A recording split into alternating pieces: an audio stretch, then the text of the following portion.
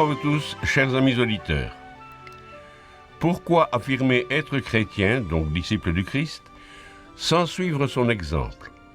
Observez-vous des faits que ni le Christ ni les apôtres n'ont observés, des faits qui diffèrent de celles décrites dans la Bible, qui, elles, sont appelées fêtes de l'Éternel et qui ont été données à perpétuité. Il est possible que ce que vous avez appris sur Dieu, ou ce que vous croyez savoir sur lui, ne vient ni de Dieu ni de sa parole inspirée, mais probablement de votre entourage, de ce que vous avez entendu et lu sur Dieu, ou de ce que d'autres personnes vous ont dit. D'où ces personnes ont-elles glané leur connaissance? Elles aussi l'ont reçue d'autres personnes, et c'est ainsi qu'on accepte des croyances, généralement adoptées, sans prendre la peine de vérifier leur validité. Nous n'aimons pas l'admettre, mais nous sommes des créatures d'habitude, et trop souvent, nous suivons les coutumes et les traditions de la société. Mais si le monde prenait la peine de vérifier ses croyances dans la parole de Dieu, il n'y aurait pas, sur terre, toute cette panoplie de croyances et de religions différentes. Beaucoup d'anciennes croyances et de pratiques païennes ont été adoptées par le monde chrétien. En examinant le Nouveau Testament, nous pouvons constater qu'elles brillent par leur absence dans l'enseignement du Christ et des apôtres. Elles ne correspondent pas aux croyances et aux pratiques de l'Église apostolique. Mais cela passe pour ainsi dire inaperçu, parce qu'à première vue, elles ressemblent singulièrement aux enseignements du Christ, tout comme un négatif peut ressembler à une photo. Cependant, si nous approfondissons l'examen des Écritures, nous pouvons constater que l'enseignement et les observances de l'Église chrétienne primitive sont bel et bien différentes des croyances et des pratiques chrétiennes modernes. Ce qui est faux ressemble bien souvent à la vérité. En effet, si quelqu'un veut faire croire à un mensonge, il va tordre légèrement la vérité pour que son mensonge passe inaperçu. C'est ainsi que d'anciennes légendes païennes furent ajoutées à l'enseignement du Christ et changèrent volontairement la religion chrétienne en une autre religion. Si la majorité des églises modernes enseignent et pratiquent autre chose que l'enseignement biblique et poussent par conséquent les gens à désobéir à Dieu, il est important de vérifier la source de vos croyances. Vous serez ainsi surpris de découvrir que le monde chrétien suit des pratiques qui remontent à l'ancienne Babylone. Toutefois, il a bien soin de cacher leurs origines païennes. Pensez-vous que les religions païennes furent éliminées lorsque le Christ débuta son ministère? Détrompez-vous. Des siècles après la mort du Christ, des temples étaient encore dédiés à Apollon ou à Dionysos parmi les Grecs. Des temples étaient dédiés à Hercule chez les Romains. Chez les Perses, le culte de Mithra florissait, ainsi que celui de Baal et d'Astarté chez les Babyloniens, sans les mentionner tous. Malgré l'éloignement géographique, il est surprenant de constater que les pratiques de ces cultes, leurs cérémonies, ont des ressemblances troublantes entre elles. Elles ont aussi des ressemblances troublantes avec le véritable christianisme. Pour 11 dieux principaux que l'on découvre dans 7 pays différents, on constate que leur naissance se situait autour ou au jour même de Noël. Ils étaient issus d'une vierge et ils étaient appelés porteurs de lumière, guérisseurs, médiateurs ou sauveurs. On prétendait qu'ils avaient été vaincus par les puissances des ténèbres. C'est la raison pour laquelle ils étaient descendus dans le monde des ténèbres. Mais ils s'en sortirent pour aller au ciel, devenant ainsi des pionniers pour l'humanité. C'est ainsi que Krishna, dieu hindou, peut être considéré comme un véritable précurseur de la vie du Christ. Le concept d'un Dieu sacrifiant son Fils pour sauver l'humanité remonte si loin qu'on le retrouve dans les religions les plus anciennes. Troublant, n'est-ce pas? C'est à se demander qui avait inspiré ces croyances comportant tant de similitudes avec le christianisme, mais qui arriverait, lui, bien plus tard, à introduire et à imposer des éléments contraires aux enseignements bibliques. Lucifer était un archange créé par Dieu. Il avait été placé sur terre pour y régner et maintenir le gouvernement divin. Le prophète Ésaïe nous révèle qu'il voulut élever son trône au-dessus de tous et supplanter Dieu. Il fut autorisé à maintenir son règne sur la terre, ce que Matthieu confirme dans son récit de la tentation du Christ. Le diable le transporta sur une montagne très élevée, lui montra tous les royaumes du monde et leur gloire, et lui dit « Je te donnerai toutes ces choses, si tu te prosternes et m'adores. » Jésus lui dit « Retire-toi, Satan. » Remarquez que tous les royaumes du monde lui appartiennent. Il règne sur la terre, d'ailleurs il séduit toute la terre. En disant au Christ « Adore-moi », il essaye de l'assujettir à son autorité. En examinant ce passage des Écritures de plus près, on constate que Satan tente de camoufler ses mensonges en tordant les Écritures, et c'est ainsi qu'il est arrivé à séduire toute la terre par l'intermédiaire de ses églises. Cette tactique est d'ailleurs déjà utilisée lors de son discours à Ève dans le Jardin d'Éden.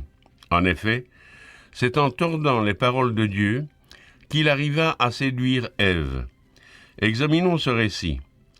Mais quant au fruit de l'arbre qui est au milieu du jardin, Dieu a dit « Vous n'en mangerez point, et vous n'y toucherez point, de peur que vous ne mouriez. » Alors le serpent dit à la femme « Vous ne mourrez point. Mais Dieu sait que le jour où vous en mangerez, vos yeux s'ouvriront, et que vous serez comme des dieux connaissant le bien et le mal. » Ève convoita ce fruit. Elle suivait les conseils de Satan plutôt que les ordres de Dieu. Quant à Adam, en toute connaissance, il accepta le fruit que lui présenta sa femme et suivit le même chemin. Le résultat de leur choix nous est commenté par l'apôtre Paul. « Ne savez-vous pas qu'en vous livrant à quelqu'un comme esclave pour lui obéir, vous êtes esclave de celui à qui vous obéissez, soit du péché qui conduit à la mort, soit de l'obéissance qui conduit à la justice. La possibilité d'obtenir la vie éternelle venait d'échapper à Adam et Ève. Mais Dieu est miséricordieux. Il annonça alors la venue d'un sauveur. Lisons ce qu'il dit au serpent. « Je mettrai inimitié entre toi et la femme, entre ta postérité et sa postérité. Celle-ci t'écrasera la tête et tu lui blesseras le talon. » Tous ceux qui vécurent dans la foi et l'obéissance à Dieu avaient leur regard dirigé vers l'époque où ce sauveur allait venir, car ils espéraient et attendaient ce sacrifice. Aujourd'hui, nous devons regarder en arrière pour accepter le sacrifice de notre Sauveur. Après le péché de nos premiers parents, le diable s'attela à la séduction de toute l'humanité et il y parvint. Que se passa-t-il à l'époque de Noé ? Dieu regarda la terre et voici, elle était corrompue, car toute chair avait corrompu sa voie sur la terre. Le mot « voie » est traduit de l'hébreu dérek signifiant « façon de vivre, mode de vie ». Noé était un homme juste et intègre. Il fut sauvé du déluge, lui et les siens, son épouse, ses 3 fils et ses brus. L'apôtre Pierre mentionne Noé. S'il n'a pas épargné l'ancien monde, mais s'il a sauvé Noé, lui 8e, ce prédicateur de la justice, lorsqu'il fit venir le déluge sur un monde d'impies. Pourquoi Pierre appelle-t-il Noé un prédicateur de justice ? Le psaume 119 nous informe que tous les commandements de Dieu sont justice. Puisque Noé était prédicateur de la justice, il devait prêcher l'obéissance à Dieu. Noé était donc celui qui, après le déluge, continua à prêcher l'obéissance aux commandements et aux lois qui existaient déjà avant l'époque du Sinaï. Noé vécut après le déluge 350 ans. Les premiers descendants des rescapés du déluge reçurent l'enseignement concernant cette obéissance indispensable et la raison de la destruction par noyade de l'humanité leur fut expliquée. Ces hommes craignirent de pratiquer le mal. Ils vécurent ensuite en se conformant aux lois divines et cela dura jusqu'à ce que la discorde s'implanta au milieu d'eux. Ce groupe commença à émigrer des montagnes d'Ararat et se dirigea vers l'est. Toute la terre avait une seule langue et les mêmes mots. Comme ils étaient partis de l'Orient, ils trouvèrent une plaine au pays de Shinéar et ils y habitèrent. Ces gens, appelés de nos jours Sumériens, trouvèrent cette plaine d'une fertilité prodigieuse produite par les sédiments des rivières Euphrate et Tigre. C'est ce territoire qui fut appelé la Babylonie. Les récoltes étaient bonnes, mais les vies étaient en danger à cause des animaux sauvages. Nimrod, qui était noir et descendant de Cush, dont le nom signifie noir ou brûlé, rassembla tous ces gens et les organisa pour qu'ils puissent se défendre contre les attaques des animaux. Son prestige s'accrut. Il fit bâtir des petites villes protégées par un mur d'enceinte afin d'obtenir une meilleure protection. Ils se dirent l'un à l'autre, « Allons, faisons des briques et cuisons-les au feu. » Et les briques leur servit de pierre et le bitume leur servit de ciment. C'est ainsi qu'ils construisirent leur petite ville. Bientôt, celles-ci ne furent plus suffisantes. Ils décidèrent d'établir leur gouvernement et se mirent à penser qu'ils ne devaient plus obéir à Dieu, d'autant plus que Dieu voulait les disperser sur la face de la terre. Pour résister à Dieu et échapper à sa colère, ils décidèrent de s'assembler, de construire une ville plus grande au sein de laquelle ils érigeraient une tour, dont le sommet atteindrait le ciel. De cette façon, ils seraient certains d'échapper à un nouveau déluge. Ils dirent encore, « Bâtissons-nous une ville et une tour, dont le sommet touche au ciel, et faisons-nous un nom. » Autrement dit, formons un seul groupe, une seule famille, une seule tribu, afin que nous ne soyons pas dispersés sur la face de toute la terre. Ils voulaient recommencer l'expérience d'Adam et Ève, c'est-à-dire faire leur choix, prendre leur décision. Ils rejetèrent ainsi leur Créateur, l'Éternel. En érigeant cette grande tour, ils s'imaginaient se tenir hors de portée de Dieu. L'Éternel descendit pour voir la ville et la tour que bâtissaient les fils des hommes. Et l'Éternel dit, « Voici, ils forment un seul peuple et ont tous une même langue. » Et c'est là ce qu'ils ont entrepris. Maintenant, rien ne les empêcherait de faire tout ce qu'ils avaient projeté. Allons, descendons et là confondons leur langage, afin qu'ils n'entendent plus la langue les uns des autres. Et l'Éternel les dispersa, loin de là sur la face de toute la terre, et ils cessèrent de bâtir la ville.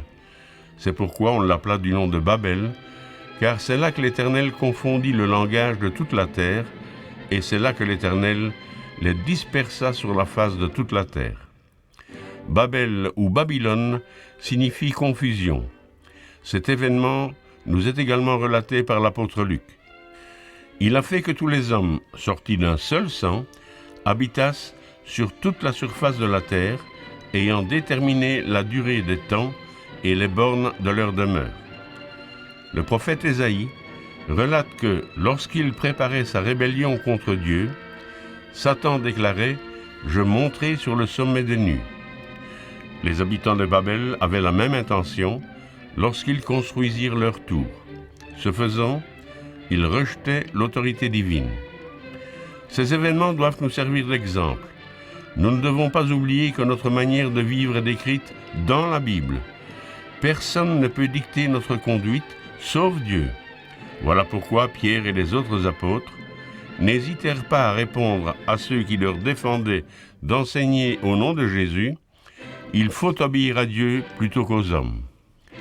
Beaucoup d'anciennes croyances et de pratiques païennes ont été adoptées par le monde chrétien. Elles ne correspondent pas à l'enseignement du Christ, ni aux pratiques et croyances de l'Église apostolique. C'est ce que nous verrons la semaine prochaine.